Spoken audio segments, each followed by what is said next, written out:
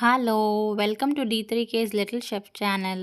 இன்னைக்கு என்ன ரெசிபி பார்க்க போறோம்னா, சூப்பரான பேக்கரி ஸ்டைல்ல எக் ட்ராப் பிஸ்கெட் பார்க்கலாம். இத காயின் பிஸ்கெட்ன்னு சொல்லுவாங்க. வாங்க எப்படி பண்ணலான்னு பார்க்கலாம். அதுக்கு ஒரு பவுல்ல 1/4 கப் அளவுக்கு வெண்ணெய் ஆட் பண்ணிக்கிறேன். ரூம் டெம்பரேச்சர்ல இருக்க எடுத்து.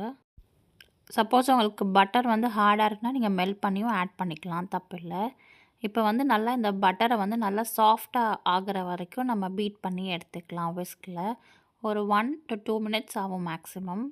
ஸோ அதை வந்து அப்படி நல்லா சாஃப்டாக இருக்கணும். அது வரைக்கும் நம்ம விஸ்க் வச்சு நம்ம பீட் பண்ணி எடுத்துக்கலாம். நீங்கள் எலக்ட்ரிக் பீட்டர் கூட யூஸ் பண்ணி நம்ம விஸ்க் பண்ணிக்கலாம். எக்ஸாக்டாக 2 மினிட்ஸ் கழித்து பார்த்தா நல்லா சாஃப்ட் அண்ட் சில்கியாக இருக்குது. அடுத்து வந்து நம்ம வந்து சர்க்கரை வந்து ஆட் பண்ணிக்கலாம். நான் வந்து இனிப்புக்கு வந்து 1/2 கப் அளவுக்கு சர்க்கரை வந்து ஆட் பண்ணியிருக்கேன். சப்போஸ் உங்களுக்கு சர்க்கரை பிடிக்கும் அப்படின்னா நீங்கள் 3/4 கப் அளவு கூட சர்க்கரை ஆட் பண்ணிக்கலாம். ஆட் பண்ணிவிட்டு பட்டர் அண்ட் சர்க்கரை வந்து நல்லா மிக்ஸ் ஆகிற வரைக்கும் நம்ம விஸ்க் பண்ணி எடுத்துக்கலாம்.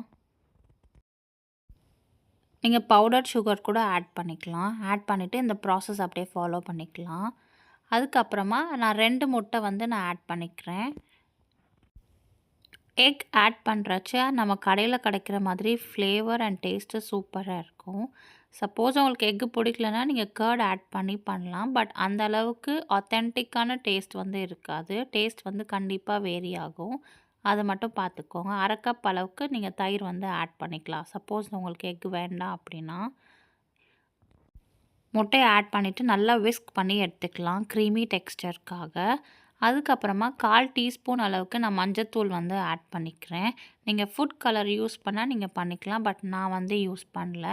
டர்மரிக் பவுடரே நமக்கு போதுமானது தான். அதுக்கப்புறமா நம்ம வாசனைக்காக 2 டீஸ்பூன் அளவுக்கு வெண்ணிலா எசன்ஸ் வந்து ஆட் பண்ணிக்கலாம். இது வந்து அந்த டேஸ்ட் அண்ட் டெக்ஸ்டர் வந்து சூப்பராக இருக்கும். அதுக்கப்புறமா 1 டீஸ்பூன் அளவுக்கு பேக்கிங் பவுடர் வந்து ஆட் பண்ணிக்கலாம். இதை ஆட் பண்ணால் தான் நமக்கு வந்து பிஸ்கெட் நல்லா கிறிஸ்பியாக கிடைக்கும். அதுக்கப்புறமா 1/4 டீஸ்பூன் அளவுக்கு உப்பு ஆட் பண்ணிவிட்டு விஸ்க் வச்சு நல்லா பிளெண்ட் பண்ணி எடுத்துக்கலாம் எல்லாத்தையும். இந்த ரெசிபி ரொம்ப ஈஸியாகவே நம்ம வீட்டில் பண்ணிடலாம். வெரி மினிமல் இன்க்ரீடியன்ட்ஸ் வச்சே டக்குன்னு நம்ம பண்ணிடலாம். கிட்ஸ்க்கும் ரொம்ப பிடிக்கும் அண்ட் எல்லாருக்குமே டீ டைம் ஸ்நாக்காக இந்த பிஸ்கெட் வந்து சாப்பிடலாம். இப்போ பார்த்திங்கன்னா பேட்டர் நல்லா மிக்ஸ் ஆகிடுச்சு. இப்போ நம்ம வந்து 1 கப் அளவுக்கு மைதா மாவு வந்து நம்ம ஆட் பண்ணிக்கலாம். நான் ஆல்ரெடி சேவ் பண்ணி வச்சுருக்கேன். மைதா மாவை வந்து சலிச்சு வச்சுருக்கேன்.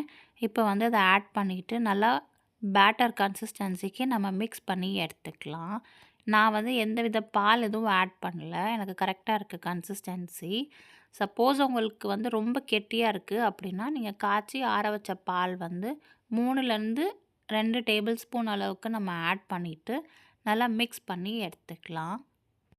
பேட்டர் கன்சிஸ்டன்சி பார்த்திங்கன்னா ரொம்ப திக்காகவும் இல்லாமல் at the same time running consistency இல்லாமல் இந்த மாதிரி டெக்ஸ்டரில் இருக்கணும். அதை மட்டும் பார்த்துக்கோங்க. அதுக்கப்புறமா பைப்பிங் பேக்கில் வந்து நம்ம ரெடி பண்ண பேட்டர் எல்லாத்தையும் உள்ளே வந்து ஸ்டஃப் பண்ணிவிட்டு நம்ம வந்து காயின்ஸ் வந்து பண்ண ஆரம்பிச்சிடலாம். நான் பேக்கிங் ட்ரேயில் பட்டர் பேப்பர் வச்சு அதுக்கு மேலே இந்த மாதிரி நம்ம ஆல்ரெடி பைப்பிங் பேக்கில் வந்து ஃபில் பண்ணி வச்சுருக்கேன் பேட்டரை வந்து இந்த மாதிரி லைட்டாக கட் பண்ணிவிட்டு நான் காயின்ஸ் வந்து பண்ணிக்கிறேன். நீங்கள் பார்ச்மெண்ட் பேப்பர் கூட யூஸ் பண்ணிக்கலாம். ஒரு நார்மல் பிளேட்டில் கூட நீங்கள் இந்த மாதிரி பண்ணிக்கலாம். உங்கள் சைஸ்க்கு ஏற்ற மாதிரி குட்டியாவோ பெருசாவோ நீங்கள் வந்து பண்ணிக்கலாம். இந்த ரேஷியோக்கு வந்து நான் கரெக்டாக பேக் பண்ணி எடுக்கும் போது எனக்கு வந்து 300 grams of egg drop biscuits கிடச்சிச்சு. இதை வந்து நீங்கள் 2 பேட்சாவோ இல்லை 3 பேட்சாவோ பேக் பண்ணி எடுத்துக்கோங்க. இப்போ நம்ம பேக் பண்ண ஆரம்பிக்கலாம். அவனை வந்து ப்ரீஹீட் பண்ணிவிட்டு 180 டிகிரி செல்சியஸ்க்கு 8லேருந்து 10 மினிட்ஸ்க்கு வந்து மோட் செட் பண்ணிக்கோங்க. பேக்கிங் மோட் செட் பண்ணிவிட்டு நம்ம வந்து பேக் பண்ணி எடுத்துக்கலாம். இப்போ பாருங்கள் பேக் பண்ணி எல்லாத்தையும் எடுத்து காட்டுறேன். அப்படியே ரொம்ப கிறிஸ்பியாகவும் அட் த சேம் டைம் நல்லா சூப்பராகவும் இருக்குது. இப்போ எல்லாத்தையும் ஒரு பிளேட்டில் வந்து நம்ம ட்ரான்ஸ்ஃபர் பண்ணிக்கலாம். இது வந்து நல்லா ஆற வச்சதுக்கப்புறமா ஏர்டைட் கண்டெய்னரில் போட்டுட்டு நீங்கள் வந்து எப்போல்லாம் வேணுமோ அப்போ சர்வ் பண்ணலாம். நான் ஜஸ்ட் டர்மரிக் பவுடர் தான் ஆட் பண்ணேன். அதுக்கே கலர் வந்து சூப்பராக இருக்குது. இதோட ஃப்ளேவர் அண்ட் டெக்ஸ்டர் வந்து அவ்வளோ சூப்பராகவும் கிறிஸ்பியாகவும் இருந்துச்சு. உடைக்கும் போது அந்த கரெக்டாக அந்த டக் அந்த சவுண்ட் கேட்கணும் ஸ்னாப்பு. அப்போ தான் உங்கள் பிஸ்கெட் வந்து பர்ஃபெக்டாக இருக்குதுன்னு அர்த்தம். அவ்வளோதாங்க. அட்டகாசமான egg drop biscuit, coin biscuit ready. இந்த வீடியோ உங்களுக்கு பிடிச்சிருந்துச்சுன்னா லைக் பண்ணுங்க, ஷேர் பண்ணுங்க, சப்ஸ்கிரைப் பண்ணுங்க. அண்ட் கண்டிப்பா ட்ரை பண்ணிட்டு கமெண்ட்ல சொல்லுங்க. Thank you. Bye. Have a good day.